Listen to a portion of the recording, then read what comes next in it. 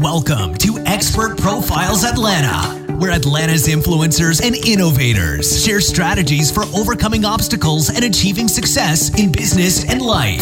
Here's your host, best-selling author and Atlanta influencer, Neil Howe.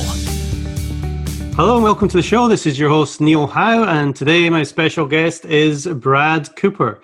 Brad is with BearPaw Partners, and he has worked in corporate development for 10 years, specializing in the marketing of large North American distributor groups. He spent the last 8 years driving customers to businesses around the US with digital marketing campaigns, SEO, and social media. In 2010, he led the SEO and marketing efforts for the fastest growing med spa in the United States. He is a graduate of Princeton University and is Google certified in search advertising, display advertising, mobile advertising, video advertising, and shopping advertising. And BearPaw Partners is a digital marketing agency based in Atlanta, Georgia, specializing in search engine optimization, website design, original content, analytics, and social media marketing. Well, I'm definitely interested to find out all about this, Brad. So welcome to the show, Brad Cooper. Hi, Neil. Nice to meet you. Well, tell us a little bit about yourself, Brad, and how you got started in marketing and with BearPaw. Sure. When I was in college, I'd spent a lot of time working in computers and coding, and then my first job was in marketing, was a little bit variation from that. And so I spent 10 years in doing marketing across the United States and around the world. And then looking for a change, and I started getting into digital marketing and SEO, which resulted in the formation of BearPaw Partners.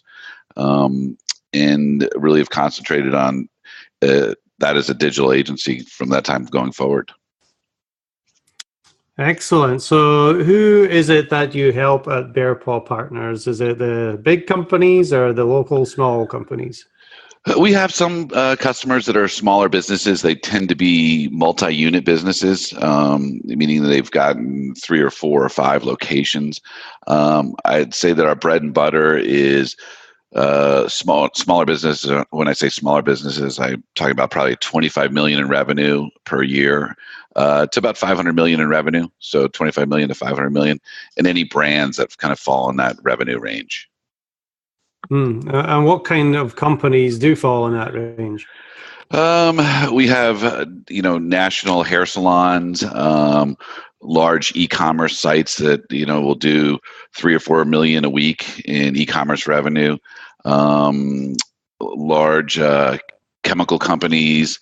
So it's a wide range in terms of our clientele, in terms of what they do. But it ranges from, e-commerce to websites that they're really using as a calling card. They want customers to find them through search. So that really presents, when you're dealing with these big companies, they generally have big sites as well. So what kind of problems are they having that they come to you and BearPaw for to help solve? Yeah, we see a range. I mean, we see, on the e-commerce customers that come to us, whether we build a site or they come to us after they have a site. It starts. Most of the clients we deal with have their own marketing departments or have a marketing department of at least 1 or 2 people, and they're looking for an agency that specializes in digital, specializes in SEO. So they come to us with problems like, how do I increase my conversion rate? Or I don't, here are terms that we want to rank for in SERP that we're not ranking for, or we're not getting traction on our social media into converting those people into customers. So those are the main issues that people come to us with. And what would you say out of those issues is the top issue that they should be working on that is going to give them the most return on their investment? Most of our clients are already doing some sort of paid advertising. So they're either doing it through social or through Google AdWords, or retargeting or remarketing to get leads. So they're taking care of paid. We work with paid, but we really try to help them with organic search. So, taking a term and getting them onto the first page, and then measuring that traffic based on that term and capturing that lead.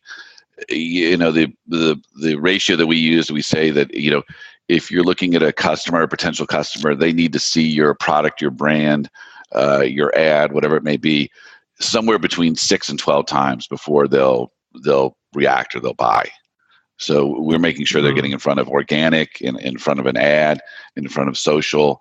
And, I'm a big believer that, once we touch that customer, or once you paid for that customer via a click, that we start retargeting them, not always through paid ads, but through email targeting, which is one of the cheapest ways to retarget out there. But then you have them in your customer base, and they may not become a customer in the first, 2 weeks, 3 weeks, or 2 months, but at least you're able to email them and keep touching them with your product or your service. Right. And of course, email marketing has been around for a while, but the last few years, we've really been able to do a lot more with retargeting. Explain what that is. Absolutely. I mean, I tell people that the best bang for your buck, no matter what, is through email retargeting. And so just kind of walk you through that transaction, or is the way it works is, if you have, let's say, a Google ad, and you're running a Google ad, so someone sees that, they click on the ad, we take them usually we take them to a landing page as opposed to the website, but you can take them either to the website or a landing page. And then we capture their first name, last name, email, phone numbers, and it depends on the client, but we capture that information. And then immediately, as soon as they hit submit or sign up, and often we give them something for signing up, give them a PDF or a white paper about a product. And as soon as they hit the sign up button, they get an automated email, which starts to warm the lead up. And it says, hey, welcome to XYZ, my company, my brand. And then starting about 2 to 3 weeks later, we do a series of emails that follow up. And as the person either becomes a customer or not, they get put in different buckets. And the content that goes out to them is very specified to which bucket they're being. So if I get 4 or 5 emails and then I become a customer, I'm now in the customer bucket, and I get a separate email than the person that we're still trying to warm up. And it can be as specific as, you send 4 or 5 emails, and then you give them a 10%, coupon if they become a customer. And then 4 weeks later, you give them a 15% coupon. And then 6 months later, you give them a 50% off, or buy one, get one free, to try to get them over the edge to become a customer. And does this kind of strategy work for the big businesses as well as the small businesses? Absolutely. In fact, I'd say that the larger, if we look at our clients, the larger brands, the bigger businesses do this much better than the smaller businesses. If I was a mom and pop or a small business, this is an opportunity that's very inexpensive to do. But the smaller businesses don't do this, where the big brands do it very, very well. And how about the content marketing strategy? What goes into that? Obviously, if you've got all different buckets, you're sending them different messages. You've really got to be communicating regularly. Yeah, and it's, in today's world, it's, the process that happens is we sit down with the client and we go through the buckets, we go through the emails, and we set everything up over a 2 to 3 week period ahead of time. So it's all predetermined and it's all automated. So there's no one really touching those emails or causing those triggers or setting those timings. We set that up ahead of time with the client, saying, okay, when they hit the submit button, they're going to get an email 30 seconds later, and then they're going to get an email 2 weeks later, and so on and so forth. So everything is automated. And I think that's the differentiation between bigger brands and bigger companies and the smaller mom and pops, is that it seems overwhelming for the smaller businesses. Whereas when you're dealing with a marketing department, they often have a person that's in charge of email marketing, or in charge, or at least understands it. So when you talk about it, they're willing to implement it. Right, and that takes quite a bit of time and strategy to be able to set up at the start, but it's worth doing so that you can actually automate it in the end, isn't it? Oh, absolutely. First of all, it has to be automated. I mean, you can't, because, you're dealing with, the database can grow from, 0 to 10 or 15,000 users in a year or 2 years if you're doing it right. And you can't manage that on a day-to-day basis, or you don't want to be. You're spending too many man hours. So, the way you want to do it is think it out ahead of time, set it up, and then just let it go on auto. And how do you do that? How do you sit down with the client and say, okay, I've got to have, 5 emails written for this person. I got to get 10 emails for that person. How do you sit down and say, okay, what's your messaging? Absolutely. So we start with personas, and the personas are the demographics, the characteristics of your potential customers. So, for example, if you're selling fishing rods, you might have 2 personas. One might be the weekend angler who goes out once in a while and looks at social media for their influencing as to why they're buying, and the other one might be the angler that fishes every day. Right. They're retired. They're 60 years old, and every day they go out and fishing.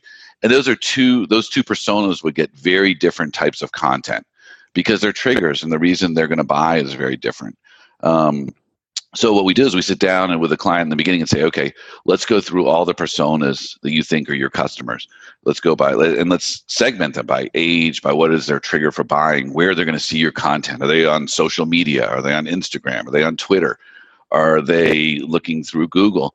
And so once we got the personas and their triggers, and we try to match the imaging up with that as well. The person that's retired probably is looking at a different image than the person that's 22 and is going once in a while to fish. And so then we have the personas set up, and then we start putting the content together, and we lay out, literally, like you said, we lay out the 5 or 10 emails, and we work with the client and say, okay, if at some point let's try to get this person converted into a customer, the prospect into a customer. And to do that, are you willing to give a coupon? Or are you willing to refer a friend, or it may something like that? And so that's where it gets really granular, and we get into the details.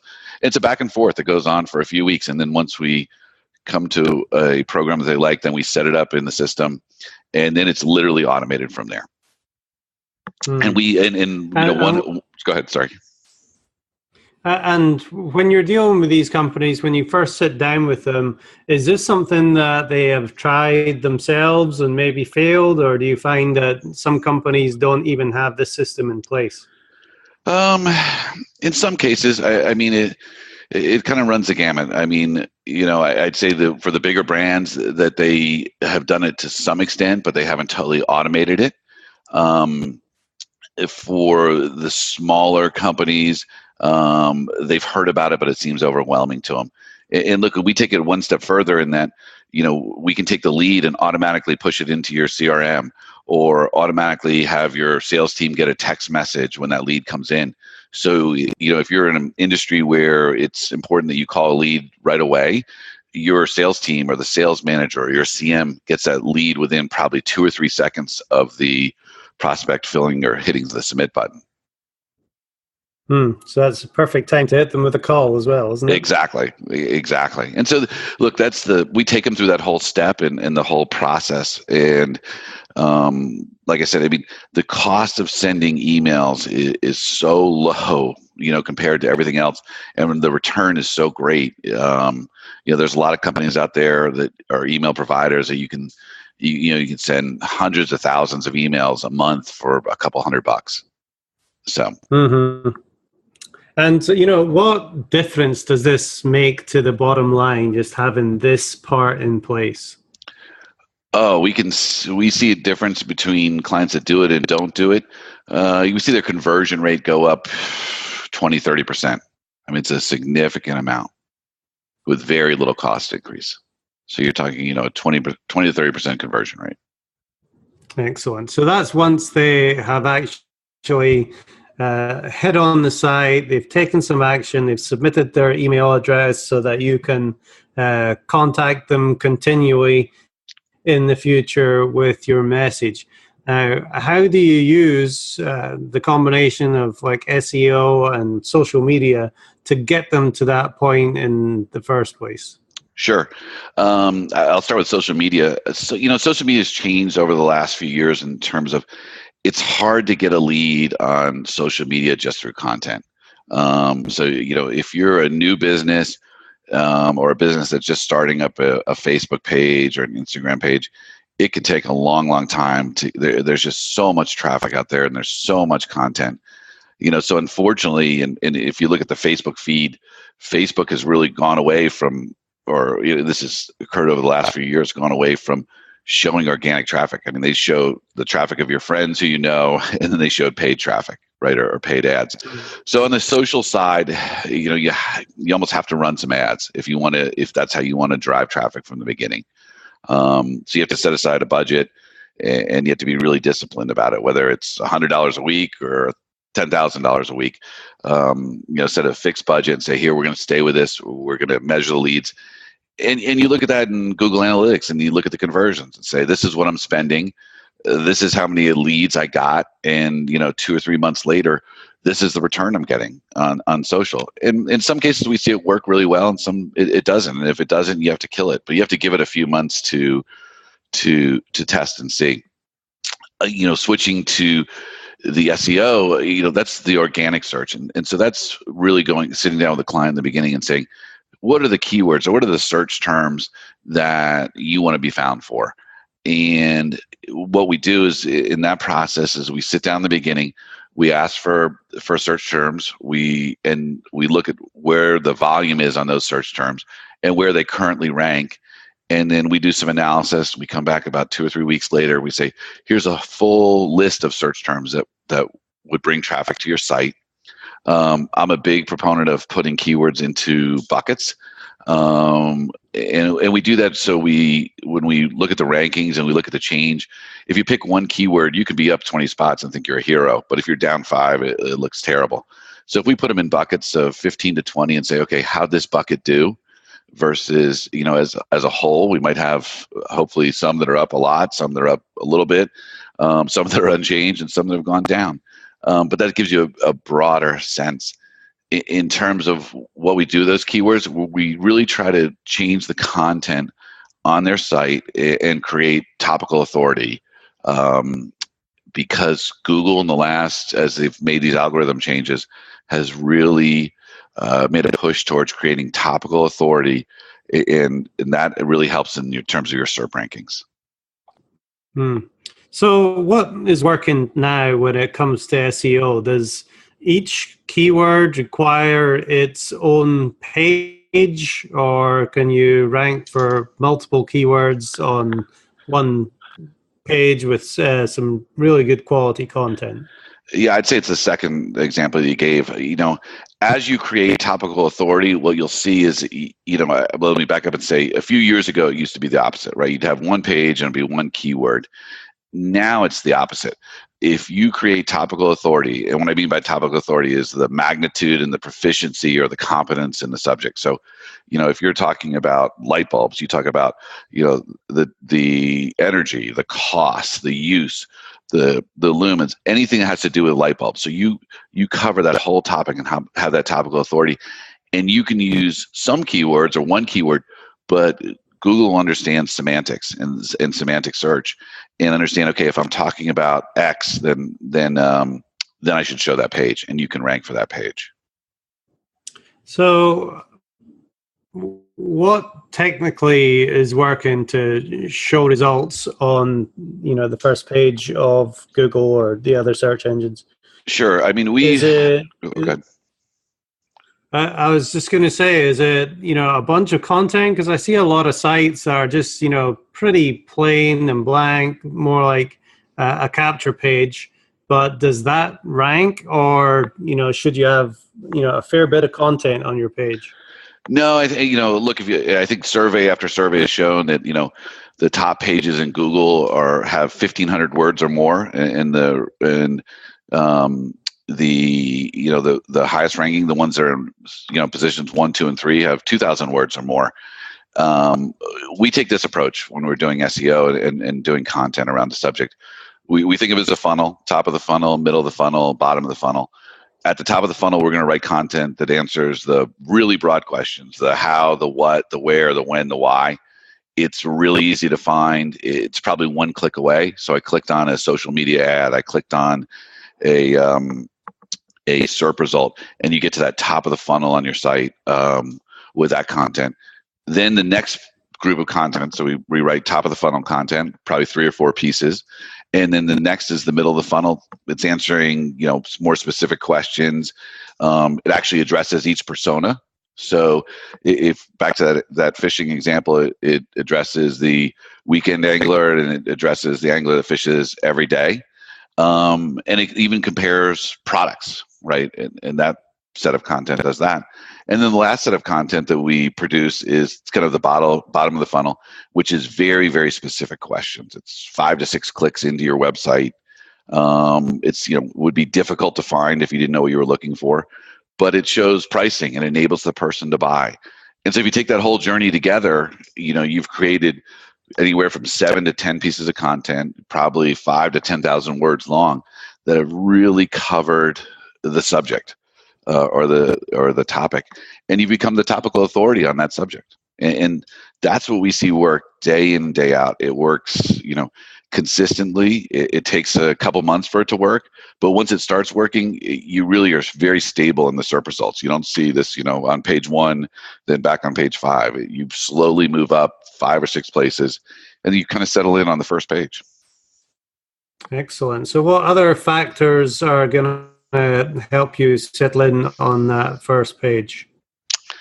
I think topical authority, the content. There's a lot of technical SEO factors that I think you need to address, that we always address with clients. When we get a new client, we go through a technical audit. I think that makes a difference, not a huge difference. It's something that we definitely want to clean up. We don't want to have duplicate content. 2 years ago, 3 years ago, it was a big deal if you had one H1 header or 2 H1 headers. It doesn't seem to make a difference as much anymore. So you want to clean up the technical. You want to have great content. And look, links are great. I mean, if you have links from high domain authority sites, that also will help. But we have customers or clients that don't have a lot of links, that they're starting with new businesses, and compared to other sites on the first page, they've got 10% of the links that the other sites have, but they've got great content and they show up. So content really is king. It doesn't necessarily matter how many links, as long as that quality content is there. Yeah, look, I mean, I think that all things being equal, if you have great content and you have great links, you're going to be number one. But it's Google tries to, I think, equal the playing field, so to speak. So they understand that not every business has been around for 20 years, and not every business is going to have thousands of links in there. And links, they went away from that over the Google's inception. Links were how Google was formed, right? That's how they ranked pages. And they went away from that slowly because it can be gamed, right? People learned how to game the system in terms of getting links. It doesn't mean they still don't look at links, and links aren't important, but they also look at content more and more and try to understand the page. And they've gotten very good at understanding the page. The last thing that we do, for everyone, is we're huge proponents of markup, of schema or structured data markup, because what that does is Google can understand your page, but when you add structured data or schema markup to a page, you're telling Google, this is what it is, right? This is what the price is. This is the availability. And that takes a lot of guesswork out of it. And we've seen, sites jump 3 or 4, we get them to the first page, and then when we add the schema markup or the structured data, they'll jump another 3 or 4 spots. And that can be, tremendous value. Talk to me about the difference and the importance of SEO really being in that number one position compared to being in, 7th or 8th. Oh yeah, I mean, I think page one statistics have shown page one gets 92% of all Google traffic. So if you're not on page one, you're hurting. Page two, gets 5% of all traffic, and page 3 gets 1%. So, and pages 4 through 10 get less than 1% combined. So you need to be on the first page. I mean, 92% of all traffic is on the first page. Then its position matters too. Position 1 gets around 33%. Position 2 gets about 18%. Position 3 gets about 12%. Position 10, which is the last position on the first page, gets about 2% of the traffic. So, if you can be in position 1, it's a huge win. But you want to be, we try to get in position 1, 2, or 3. That's our goal for every client or for every keyword they care about. Yeah, really. If you're not getting at least, position 3 is 12% of the traffic, you're not really having enough to sustain your business. So you've really got to be in that number 1, 2, or 3 position. Now, do you do a lot with the local marketing? And is this the same for that 3-pack in the maps? It is. It is the same. We do some local marketing. Local SEO has changed a lot. I'm, going back 5 or 6 years, it used to be a lot of, you had to fill out the NAP information, that's name, address, phone, to make sure that matched in, 20 different databases or 30 different databases. Now you can use a company like Moz Local, which I think charges $99 one time. You submit the information on your Google My Business page and the Facebook page, and it automatically disseminates all your information to all those NAP listing companies. For the clients that we have that are doing local, we use the same technique. We just try to make the content very branded or very keyword oriented towards that city or that area in that city. Mm-hmm. So what are some of the misconceptions that you find about SEO and maybe some of the myths or the wrong expectations? I think that we're never a good match for someone that comes up and says, I want to be number 1 and I have 4 weeks to make it happen. It's just not a good match for us. SEO takes a while. If you do it right, it takes a lot of hours. And it takes a lot of effort, and it takes, topical authority is powerful because it doesn't go away. And once you've, written 10,000 words about a subject, you've by definition probably beaten out 95% of your competitors, right? Because they're not making that effort. So if you're willing to make that effort, take the time to do it, you can succeed. So I think that's one of the biggest misconceptions. I think that people get confused about, paid, search paid, display paid, and SEO, and the combinations you should use them. The more sophisticated clients that we have do a very good job of combining their organic search with their paid search with their social search. And what I mean by that is if they have a keyword that they really want to rank for, we make sure that we rank for them organically for that keyword, which gets them on the top of the page organically. But at the same time, we will run a PPC campaign or a display campaign, and we'll bid up that keyword so that they're also number 1 for paid. So they're not only the first position in the top of the SERP results, but they're also the first position organic. And then you follow that up with remarketing, display ads, and with social ads. And at that point, you're really dominating, so you can, pour money into the advertising part of your business when you're getting all that traffic. Absolutely. And look, I think the biggest mistake we see, kind of addressing the paid version, is that the companies or brands that do it well are extremely consistent. They plan it out 6 to 12 months ahead. And they say, this is our budget, and this is what we're going to allocate towards social or display or retargeting. And they're consistent about it. And it's especially important in retargeting or remarketing, right? Where if you click on a site or click on a social and we start firing ads to you, 5, 6, 7 times over the course of a few weeks, it's really important you're consistent with that, because if you're not, then you've just killed the whole process of remarketing. So the ones we see don't do as well are start, stop, start, stop. And it doesn't mean that, if I'm firm believers, we do A/B testing constantly on our landing pages and our sites. We look at heat maps. We look at where the users are clicking the pages that they're exiting. And so we make changes, but at least they're consistent. And you might be starting by doing all your advertising on Twitter because you think that's great. And we find out 6 weeks later, Twitter's not working. So instead of just killing all social, we would move it to either an Instagram or a Facebook or another social platform. So give me an example of somebody that you have worked with, Brad. What kind of issues were they having when they came to you? What were you able to do for them? And ultimately, what was the outcome? Sure. One example I can give you is we worked with a big lighting manufacturer. It's probably one of the biggest in the world. They had an e-commerce site doing about $2 million a week in online sales. And the UX, the journey of the user journey was difficult at the end, meaning there was a lot of steps, from where you hit buy or add to cart until where you actually checked out. So part of the process was to rebuild or change their website so it was a better UX experience. And in addition, we added markup to their pages, schema markup to their product pages.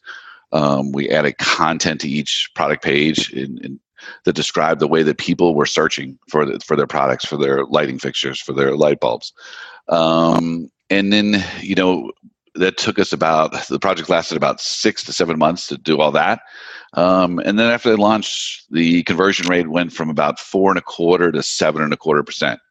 So it didn't quite double, but that's a huge, big difference for them. If you go from 4 to 7% conversions. Yeah, definitely. I mean, that's a huge impact on the business and the bottom line. So they've had to be very pleased about that. They were, yeah.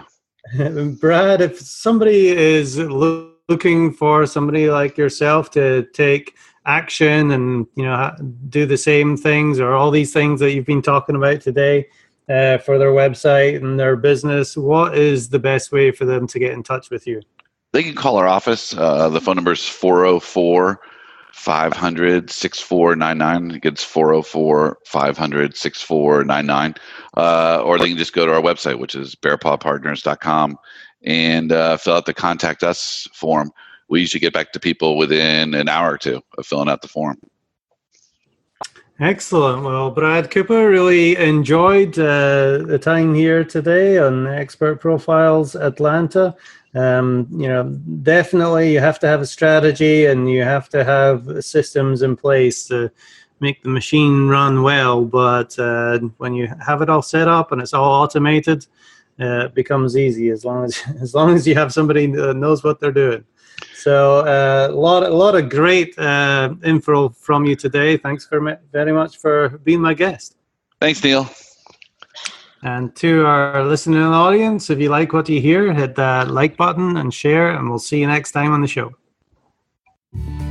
Thank you for listening to Expert Profiles Atlanta with Neil Howe. To learn more about the resources in the show or to listen to past episodes, visit expertprofilesatlanta.com.